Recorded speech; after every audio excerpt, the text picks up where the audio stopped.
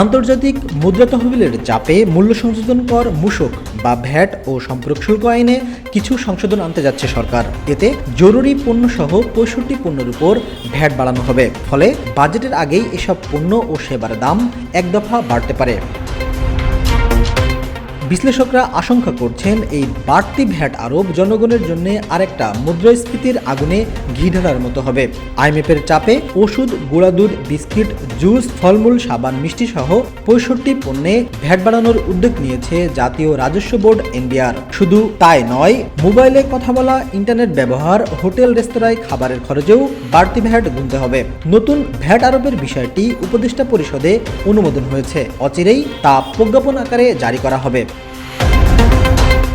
VAT আরোপের তালিকায় উল্লেখযোগ্য পণ্যগুলি হল জীবন রক্ষাকারী ওষুধ, এলপিজি গ্যাস, গুঁড়া দুধ, বিস্কিট, আচার, টমেটো, সিগারেট, মিষ্টি, চপ্পল, বিমান টিকিট ইত্যাদি।